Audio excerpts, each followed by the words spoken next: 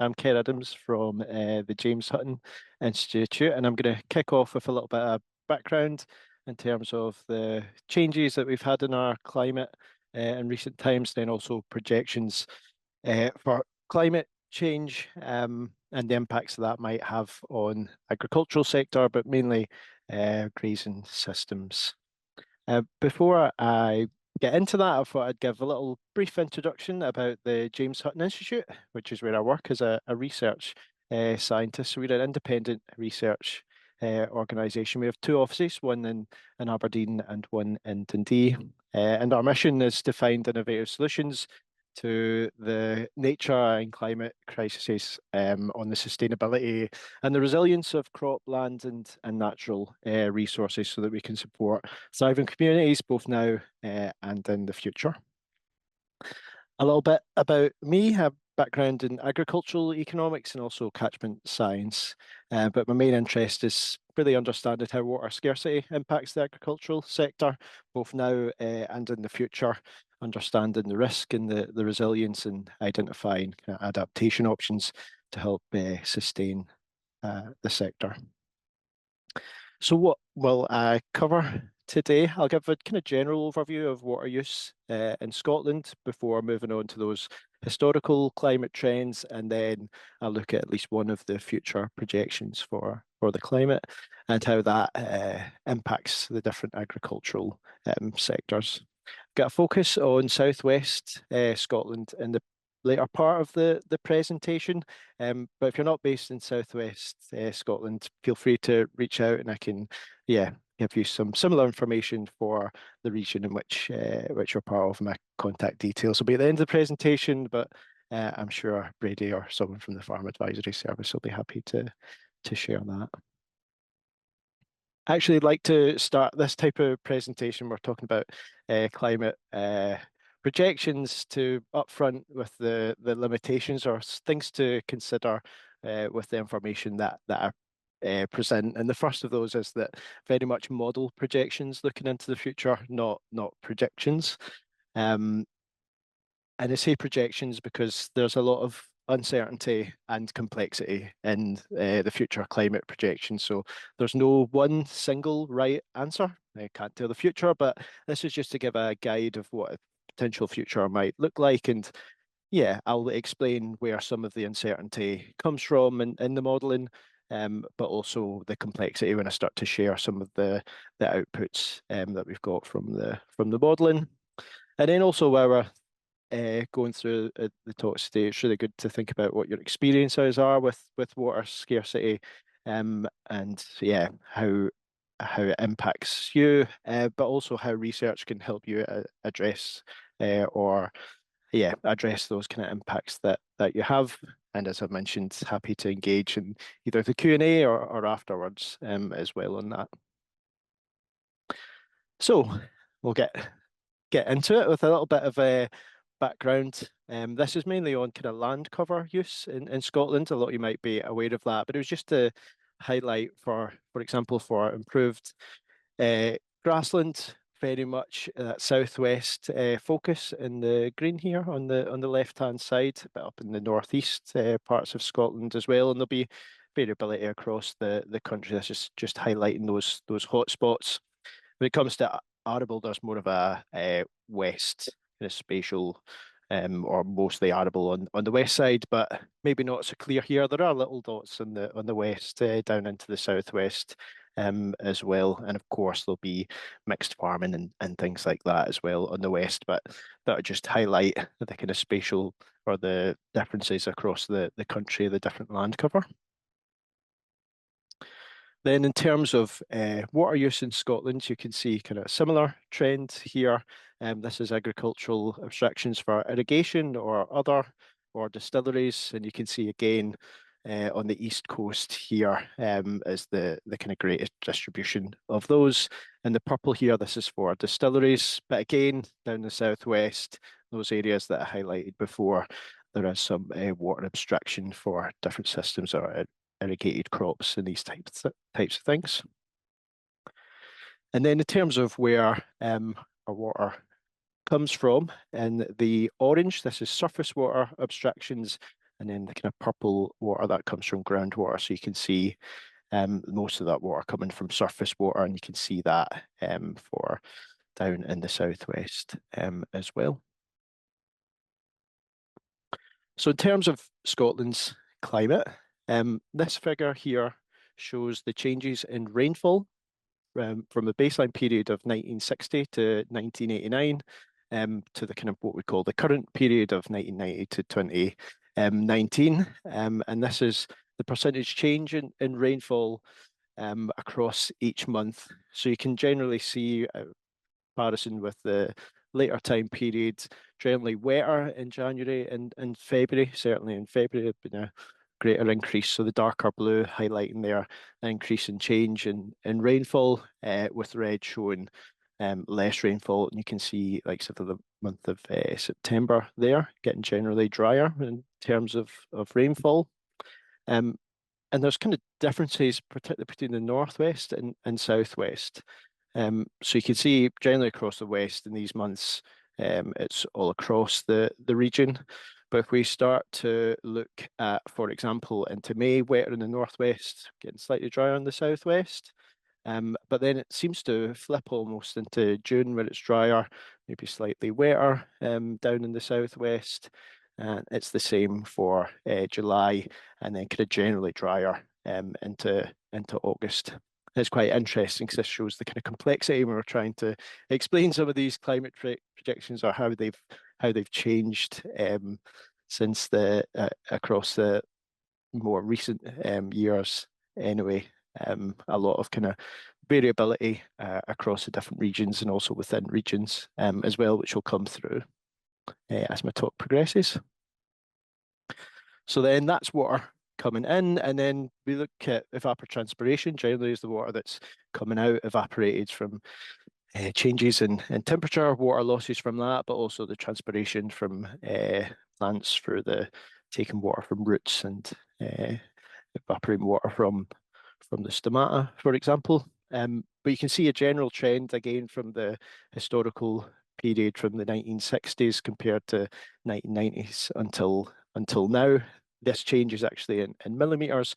We can see generally across Scotland, there has been these red are highlighting here. There's been more water losses through evapotranspiration across the country, with the exception of June, which is quite an interesting one, and one that we've not quite put our finger on for now. But that's something that we're investigating with some of these findings. But you can see here May greater increases in evapotranspiration.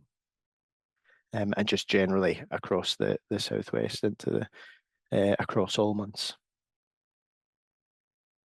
So now looking into the future, that's where I want to be as transparent and clear as I can with how the future projections work. So the main thing that's driving them is representative concentration pathways, which mainly looks at greenhouse gas emissions. There's 4 kind of potential futures for those in concentrations of greenhouse gas emissions, which are ultimately driving changes in global surface temperatures. So each representative concentration pathway is associated with a change in temperature right up to 2100. And these are compared to kind of pre-industrial times. They average from 1950 to 1900s. So yeah, 4 potential futures based on changes in temperature. People at the Met Office have then taken these changes and applied them into what we call the UK climate projections, which were released back in 2018. And then colleagues from the James Hutton Institute have then taken those climate projections, applied them across Scotland. Now, where it gets a little bit more complicated, where most of the uncertainty comes from, is that within each of these projections and or this concentration pathway, there are 12 different climate models that fit within that. So if you can imagine across all 4, 12 different models, there's a lot there for what we call potential futures, and each of those vary by mean changes in temperature and mean changes in precipitation. So For the purpose of not going through all of those for the talk, I've highlighted in red here what we call the worst case scenario.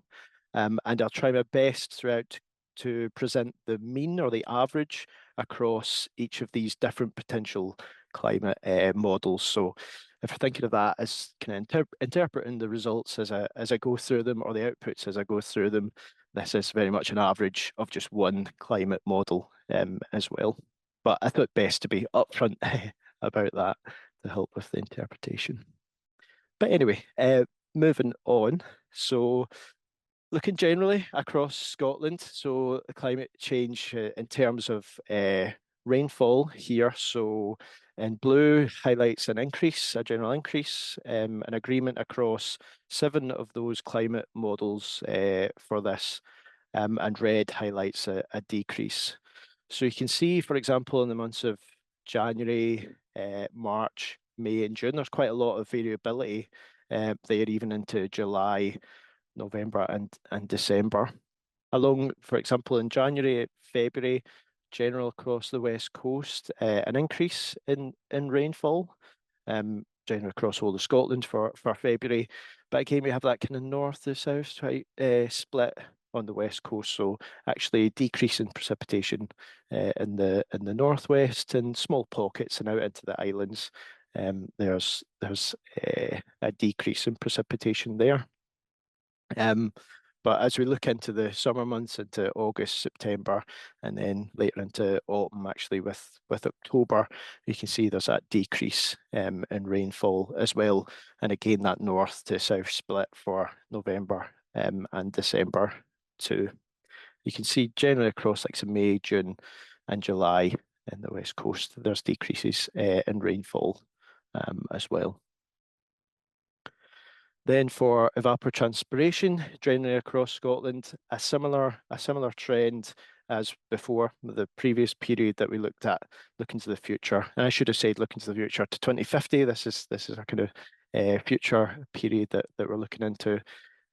There's again a general increase across the whole of Scotland, with the exception of February, October, and December for certain areas of Scotland where there's kind of no change. And at least 7 of the climate projections are in agreement with those. So when we look at precipitation and the evapotranspiration, these are helping inform what we call the climatic water balance. So the difference between what's coming in as available water and then what's being lost or evaporated. And so it's really simple. The climatic water balance, when I'm discussing this, is the rainfall minus the evapotranspiration. And if the rate of evapotranspiration is greater than precipitation, then you're in a water deficit. And the other way around, you'd be in a water surplus. So the following maps that I'm going to show, just to give an idea, I've been talking about increases and decreases, but the maps that I'll show for 4 regions in the southwest and to the west of Scotland will show the change in climatic water balance into the future to that 2050 period compared to the 1990 and 2019 baseline period. Again, so this is, when we're looking at the climatic water balance, it'll either be a additional water or a loss of water. But I'll explain that in the next map. We'll start here with the region for Dumfries and Galloway. So here, anything in purple highlights that there's a surplus. So the change is actually there's an increase in water availability, and anything in orange is a decrease. So you can see the general trend here, and I've selected April to September to give a more closer look at the kind of key growth periods or crop growth periods. So you can see the general trend here, moving from purple to orange from April to September, highlighting that we're moving, as we move into the summer, there's greater deficits of water, where evapotranspiration is greater than the rainfall. You can see generally around areas of Stranraer from May, June, all the way through to September, you'd be in an increasing deficit of available water, particularly in this band here into September. You're looking at almost 100 millimeters loss of kind of water there in that area between Newton Stewart and the Galloway Forest kind of area there, for example. So yeah, you can see the general trend of surplus in April and through to those deficits across other months, which is increasing.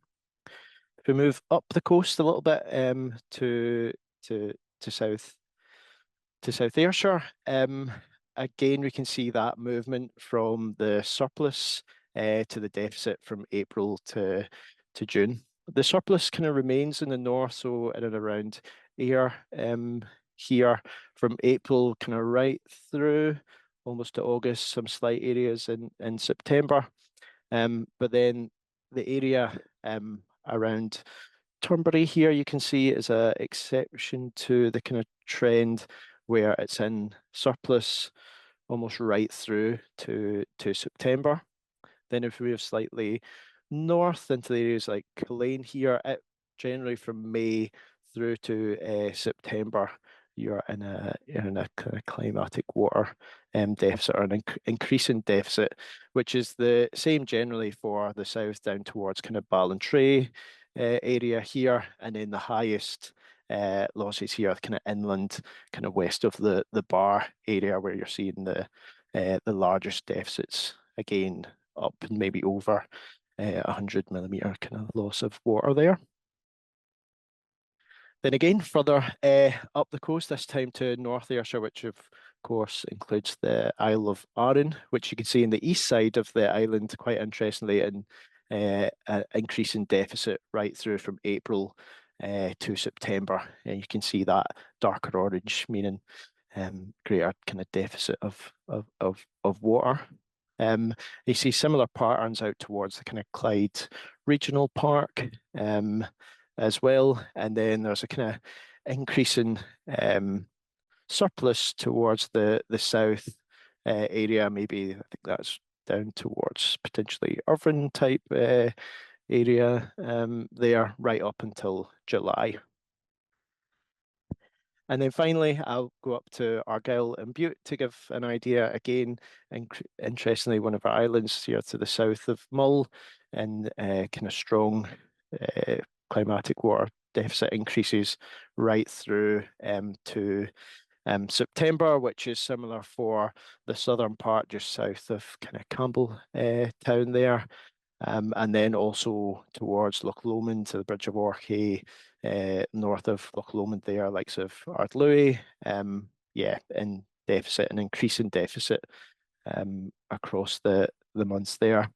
There is some areas, for example, the west of Oban and into, I think that'll be Islay, next to Jura as well, where there is areas where there'll be increasing surplus up to a point where in August and September, generally, you're in an increasing climatic water balance. This deficit is important, particularly for the different agricultural systems. So I'll go through some of the potential impacts, and given that we're here to talk about kind of grazing systems, which is really reliant on kind of rain-fed water and having water available. This less available water in the key growth stages could potentially impact your grassland growth. And if you grow arable crops, definitely impacts on the yield.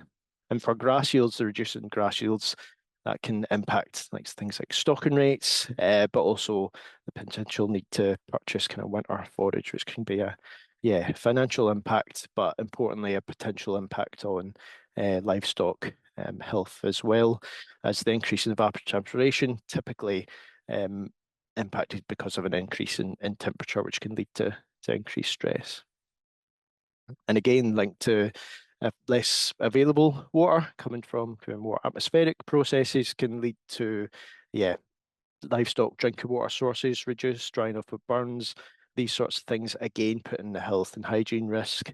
And if there is anyone who may be irrigating crops in those small pockets as well, the less available water, you have the potential for the most significant droughts, which can sometimes lead to temporary suspension of irrigated abstractions, again, putting impacts to risk to crop yield and we think about the West and Ayrshire potatoes, that could have a potential impact as well.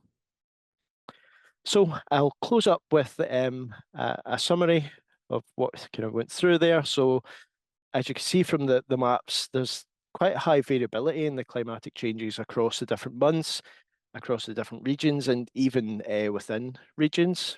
But to summarize the kind of general trend, decreasing rainfall, increasing evapotranspiration, which is leading to a kind of overall climatic water balance deficit from generally May through to September, leading to drier conditions, which can impact on crop and the grassland growth. As I mentioned just before on the last slide there, potential for temporary suspensions of irrigation abstractions, again, impact to crop yields, and then just generally higher temperatures, less water, less kind of grassland availability for livestock could lead to increased risk for drinking sources, but and generally the health and hygiene for livestock. Before I finish, I wanted to highlight some resource. I know Alec will highlight some resources from the Farm Advisory Service and Farming and Water Scotland, but I wanted to highlight we've got a couple of reports from the Scotland Centre of Expertise for Waters, which highlights kind of future projections and gives them in a bit more detail, the science behind it if you're interested in that, but also the implications for the agricultural sector and then ways in which you can kind of plan for water scarcity in a separate report as well. If you are worried about kind of current water scarcity, the Scottish Environment Protection Agency have a drought risk assessment tool, taking this today, which gives you an indication of areas in water scarcity in Scotland, kind of live update throughout the spring and summer months. And then for a lot of what I presented today, coming soon, some amazing colleagues at the Hutton have been able to put this into a kind of live future portal where you can actually look at a 1 kilometre grid, so you could actually go to your specific location and look at some of the indicators that I've highlighted today as well, and I'll be sure to share with the team once that's ready to go. We've got it as a prototype at the moment, but hopefully that'll become available soon, and you can explore at your leisure. And if there is anywhere that I haven't, I appreciate not everyone being in the southwest on the call, and sorry if I've not covered your area, but yeah, please do get in touch, and I'm happy to help explore that with you. But for now, massive thank you for having me, for Brady and the Farm Advisory Service, and yourselves for tuning in. Today, I want to highlight a lot of, well, in fact, all of the work in the climate projections done by other colleagues at the James Hutton Institute. So I really want to acknowledge them. There's too many to acknowledge individually. I also want to acknowledge the Scottish Government and the Centre of Expertise for Waters for funding a lot of this work. But now it'll be my pleasure to hand over to Alec. Perfect. Well, thank you very much, Brady and Kerr. That was really great. Really interesting to hear. I'm glad you went first. But as somebody who works in Ayr, works in Arran, lives in Ayr, and is from Campbelltown, you've it's a really sobering experience looking at some of those maps. But I'm here this evening, folks. My name's Alec Pirie. I'm a senior agricultural consultant and here on behalf of the Farm Advisory Service. And my role is to help farmers adapt to climate change, to biodiversity decline on their farms, and to mitigate against some of the changes that we're likely to see in the next couple of years. So I work across the broader southwest, and I'll talk about some of the initiatives that I'm involved with in just a little minute. So we're going to be talking about planning and preparing for water scarcity within grazing systems, but as Kerr alluded to as well, I mean, if you're from other parts of the country, I'm not meaning to exclude your experiences, and would love to hear from you on how you're dealing with water scarcity wherever you're from. Okay, so why are we talking about water scarcity? First of all, I mean, Kerr outlined it very well at the beginning of this. I'm reminded of being at the Highland Show this year. I gave a talk at the Highland Show on this very topic, and during the presentation, I don't know if anybody was there on the Friday, but the rain was lashing down, and it really put pain to my presentation, questioning, do we have a water scarcity problem in Scotland? I think absolutely we do. And we're seeing that develop as time progresses. I do a lot of work with Farming and Water Scotland, and we were present at the Smallholders Festival through in Ingliston last year. And I polled farmers who attended the event, asking where they were from and whether or not they were experiencing water scarcity, or whether or not they felt that there was more water availability in the calendar year. And as you would kind of suspect, there was a bit of an east-west split, but I don't think it's as simple as making that defining statement and drawing a line under it. There were some areas that it really surprised me to hear about water scarcity, whether we're talking about areas in the Cairngorms or the Machars and the Rins in the southwest, areas in Lanark and in Kintyre.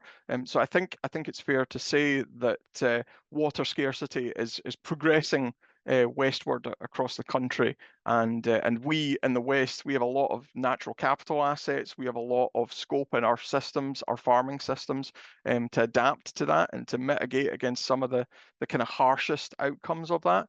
So that's really what I'm here to talk about this evening. So yes, the southwest of Scotland is still relatively wet. However, that's not to say that we're going to continue to stay like that. Summers are becoming increasingly hot.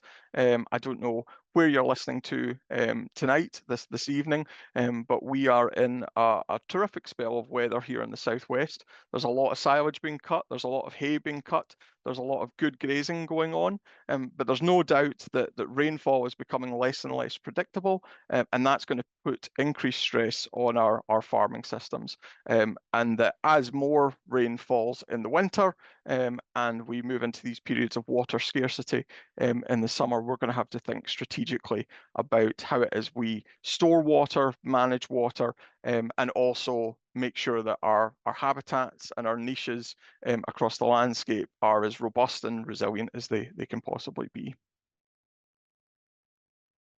Okay, so in terms of what water scarcity looks like on farms, these are actually comments I hear from farmer clients of mine. So whether it's acknowledgements that the burns that they have on their farms are drying up, particularly in the hills and upland environments, or whether it's, grass has stopped growing in June, we see that increasingly becoming an issue, particularly just after silage is cut and lifted.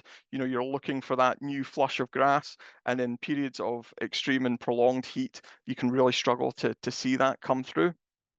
The water troughs have had to be filled from bowsers, where previously there would have been abstraction points in place and ample supplies of water available.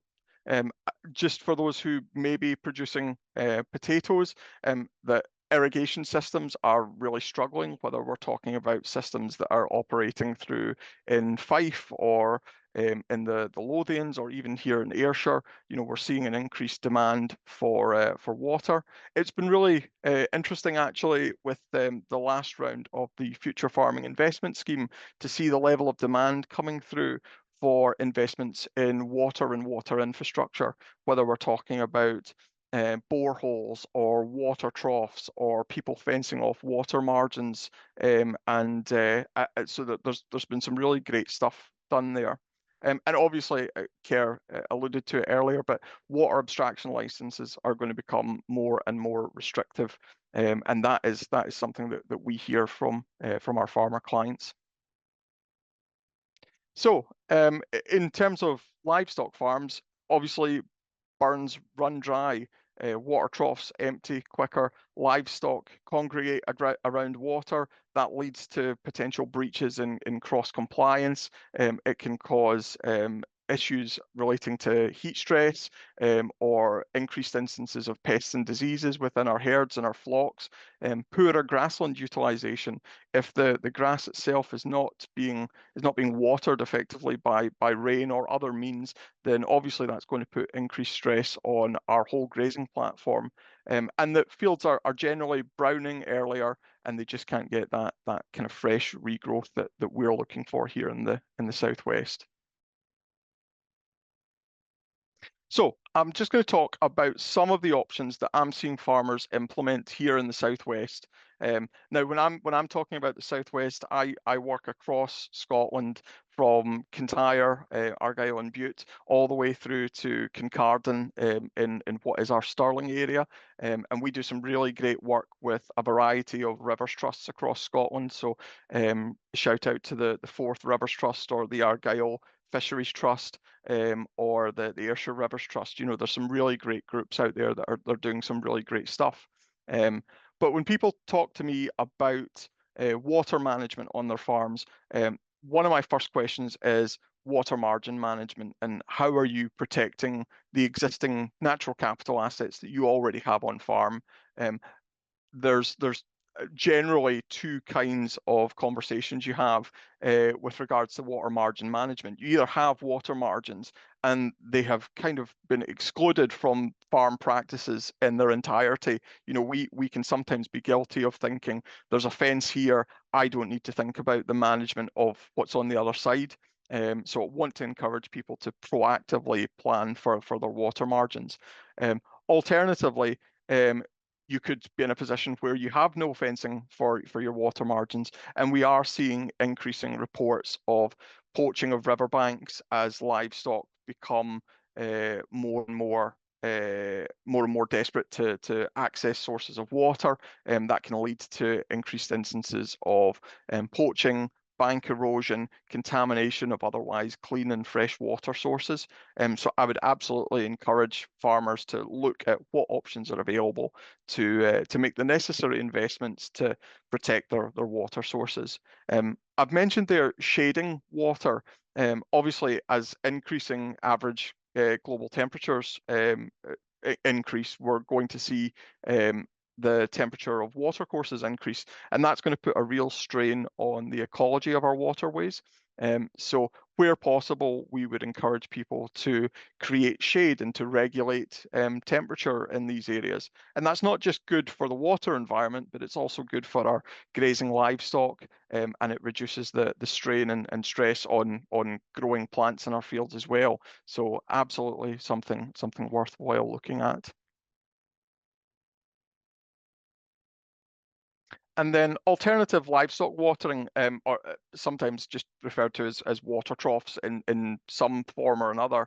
I don't know if any of our listeners are participants in the Agri-Environment Climate Scheme, or maybe have been involved in some kind of environmental scheme in the past, but you may be aware that alternative watering is something that's fundable under the Agri-Environment Climate Scheme, and the aim of that is to support the creation of things like new water margins and the exclusion of grazing livestock from these water bodies, and facilitating that access to water in an alternative mean. So whether or not we're talking about nose pumps or solar pumps, piped systems, abstraction points, there's grant support available for water transfer points and the water troughs themselves. And the idea, like I say, is to protect banks, to improve water quality, to reduce that poaching that we see in and around about our riverbanks, and make sure that where possible, farmers are on the right side of cross-compliance regulations and are maintaining their water environment in the best possible condition.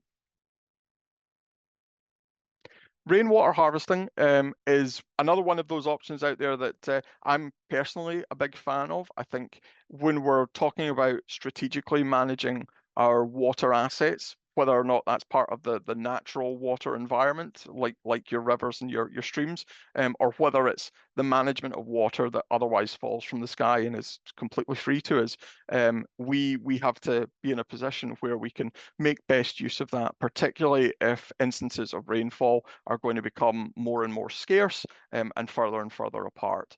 So let's think strategically about how we capture that water, how we use and reuse that water. And this is already something that a lot of dairy farmers, particularly here in the southwest of Scotland, are very good at. We've seen instances of people diverting water from plate cooler systems in their parlours to facilitate the washing of their parlours, and provide drinking water or parlour washing systems. So it's about being more strategic and thinking carefully about how we use and reuse the water that we're already getting. Tree planting. So I'm a big advocate for tree planting. Everybody listening to this presentation will know that there are multiple benefits to planting trees. I mentioned the provision of shade earlier on in the presentation, but the ability to put in place things like shelter belts, riparian woodlands, wet corners. Everybody's got a part of a field that they could square off that is relatively unproductive in comparison to the rest of the field. There's opportunities to create habitat niches there to provide shade, not just for grazing livestock, but for other biodiversity species that are within the farmed landscape, to reduce that evaporation of water where possible, improve the filtration from root systems, stabilize banks. Green engineering is becoming increasingly popular. Again, something that's supported under the Agri-Environment Climate Scheme. So there is a whole there's a whole wealth of benefits to tree planting, and it's about understanding the landscape that you're operating in, the scale at which you want to undertake that tree planting, and accessing the correct funding mechanism for that. And then peatland restoration. Cards on the table. I was a bit of a peatland restoration skeptic when it first became a thing, as we understand it today. But I'm absolutely bought in on it now. The ability of our peatland to sequester carbon, to lock in carbon, to capture that rainwater, and to filter and slow release it across our landscapes is absolutely critical when we're talking about resilience to water scarcity. And where possible, we should absolutely be looking to restore our peatlands, protect our peatlands, make sure that we have acceptable and appropriate grazing regimes on our hills and uplands, and where possible to undertake restoration of peat hags and other areas that just aren't performing. I work with a lot of hill and upland units across Scotland, and I'm always amazed by people who come to me and tell me the reality of peatland restoration, and that it improves the water availability on their hill. It's better for livestock health, welfare, safety, and that they're seeing increased bird activity on the hill, which is really great to hear as well. Too often, young chicks in particular hatch on the hill and have a real problem accessing water. So to have these thriving communities, these populations of multiple bird species, is really good to see off the back of peatland restoration and retaining the hill in our uplands as much as possible. So I just want to highlight a couple of resources that I think people should be tapping into when we're having a chat about water scarcity, pollution prevention, mitigation, and future planning for how we take care of the water environment. So for anybody who doesn't know, the Farm Advisory Service is currently offering specialist advice for water specialist advice, and that can be anything to do with improving water availability, mitigating against water scarcity. We have clients in the southwest of Scotland who will use it for diffuse pollution assessments, waste management planning, flood prevention or flood management, and there's a whole wealth of different specialist advice plans available to any listener of the podcast who has a podcast webinar who has a registered BRN in Scotland. So I would encourage you to take a look at that wherever possible. And obviously, as part of our natural capital offering under the Farm Advisory Service, there's a whole heap of other materials available online as well. I mentioned very briefly at the beginning of this working with Farming and Water Scotland. So for those of you who are not aware, Farming and Water Scotland is a joint initiative between SAC Consulting and the Scottish Environmental Protection Agency. And the purpose of it is to facilitate a series of meetings and materials and raise awareness of the good work that farmers and crofters are doing for the farmed water environment in Scotland, and to make sure that people are on the right side of cross compliance and addressing issues to do with pollution prevention, mitigation, and control. So please do check us out there. There's some really great stuff in our archives, and there's some really great stuff coming up as well. And then I also mentioned peatland restoration earlier on in the presentation. So I would encourage anybody, particularly if you're in the hills and uplands, in the Western Isles as well. I understand that there's huge reserves of peat out there. If you don't know whether or not peatland restoration is for you, please do get in touch with Peatland Action and get a chance to look at your options. Eligible projects can receive funding towards on the ground restoration projects, and there are no geographical restrictions for applications. So regardless of where you're based in Scotland, wherever you're listening to this from, I would encourage you to speak to Nature Scot or the Peatland Action team and see what your options are. Okay, so in the interest of time, that's me finished, folks. Happy to take any questions, as Kerr said earlier, and let's have a conversation about it. And how can we build a more resilient farmed water environment? Perfect, Alec. Thank you very much. Excellent presentations, both, and right to time. It was perfect. So people in the room, you've got the experts on the call now. If you want to ping anything in, feel free to use that chat option, but I'll just get the ball rolling with a couple that we had submitted in advance. First, for Kerr, when you were showing us those scenarios, you walked us through RCP 8.5 being, is that first of all, is that the most sort of extreme case, number one, and number two, like those pathways, those points within that? Yeah, like you said, there's some variability there, but is that the sort of climate that we're headed? Is that sort of business as usual, would you say, or what we're headed for? Yeah, great question. It is the most extreme climate scenario. So it's related to the highest increase in kind of global surface temperature. What trajectory we're on, that's more of a tougher question to answer, because it does take into account the kind of global emissions as well. I think recently I read in the news for Scotland, our emissions went down slightly last year from kind of more industry emissions, which is encouraging, but we're very much locked into a global climate, so we need kind of global emissions to go down. The climate projections are actually from 2018, so we should be looking quite soon to be getting new projections. So it'll be quite interesting to see how those pathways to the future change. I think there has been talk, which is encouraging, that maybe 8.5 might actually now be an unrealistic scenario into the future, and business as usual might be more closer to representative concentration pathway 6. So yeah, that could be quite encouraging, but kind of time will tell in that. There's lots of things that go on in the world and are going on in the world that could change that very quickly. So yeah, I thought maybe best to do the worst case scenario just now, maybe more of a preference for me when I'm thinking about risk, was as bad as it can get, and to increase my resilience. But again, we'll be doing work to look at the other representative concentration pathways into our future work as well, right down to the 2.6, which is the more kind of favourable, sustainable looking future as well.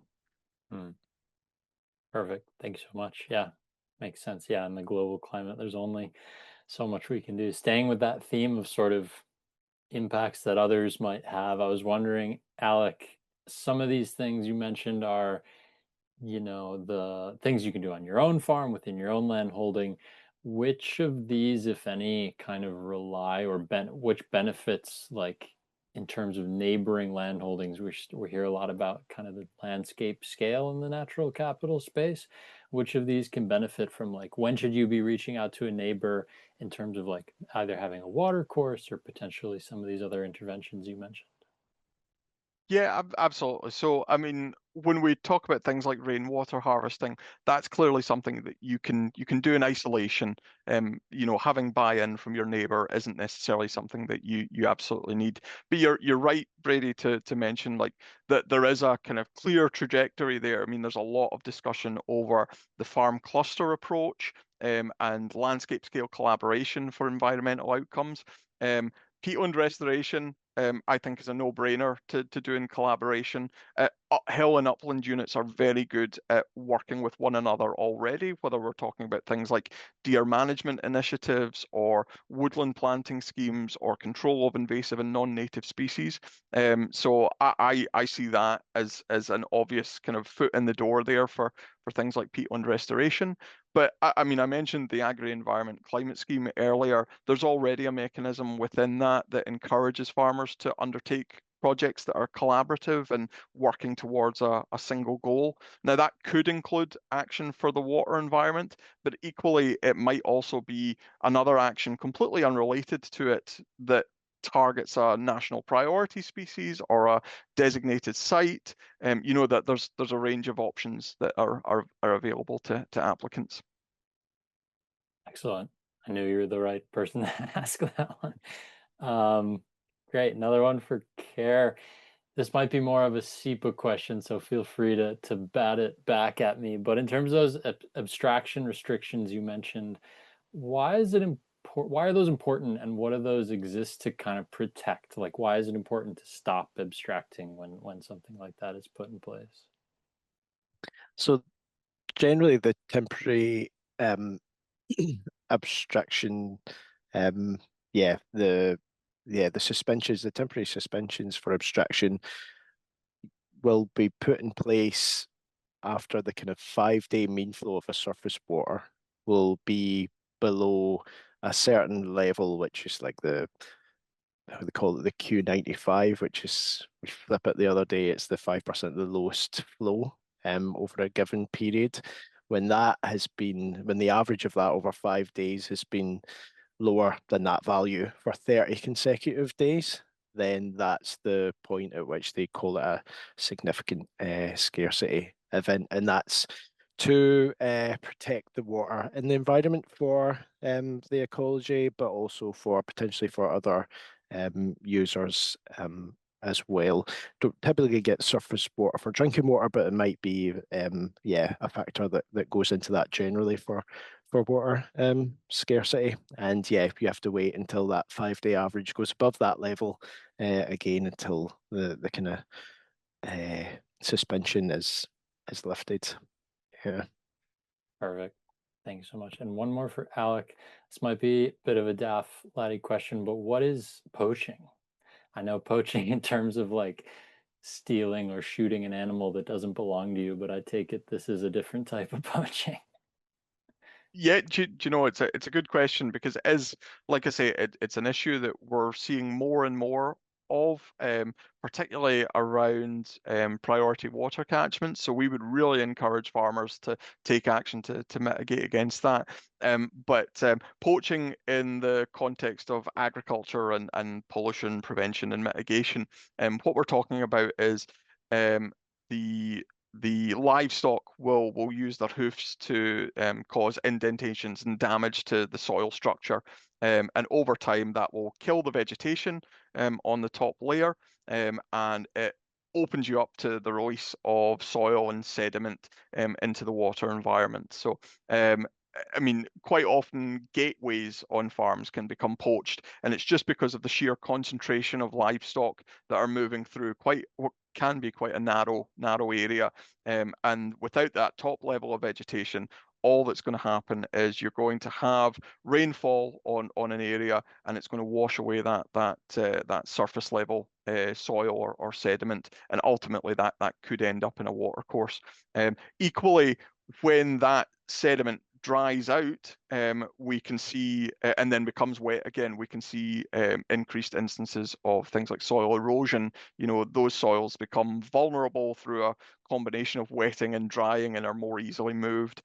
So like I say, wherever possible, we would encourage farmers and crofters to restrict livestock access. There can be instances where a little bit of poaching from an ecological perspective can be useful to bring on native wildflower species, or can be beneficial to ground nesting wading birds, for example. But as a general rule of thumb, we want to control it as much as possible. Excellent. Great. Yeah, Kerr, do you want to come back in on that? No, just I've used my kind of panelist privilege here. I actually had that question for Alex, and one of the approaches that I've heard other people adopting the kind of different grazing systems, things like mob grazing. Is that common down in the southwest, and is there a benefit for resilience of different kind of types of grazing systems that are available? I think I can't claim to speak to all the businesses in the southwest of Scotland, so there may be some great examples out there. Mob grazing tends to be something that I notice when I'm dealing with farmer clients who are operating regenerative agricultural systems, and are doing these long periods of grazing exclusion followed by very heavy periods of short periods of heavy grazing. I would say it's not overly common, but where you do see it, there's no doubt that it helps to build soil organic matter, and that's great from a water retention perspective. But I wouldn't say that it's a widespread practice. Perfect. Thanks, Alec. Thanks both again to both of our speakers. It's been a really excellent session. I hope that it's been useful for our participants online. And this has been recorded, so it'll be available for you to watch back later as well. Both of our speakers today have given some information about resources to follow up. And if you have any questions, if you're receiving this webinar, if you got this notification, you'll know where to find the Farm Advisory Service. But please do get in touch with any further questions or follow-ups on any of that. But with that, we'll draw it to a close, and just thanks once more to our great speakers today.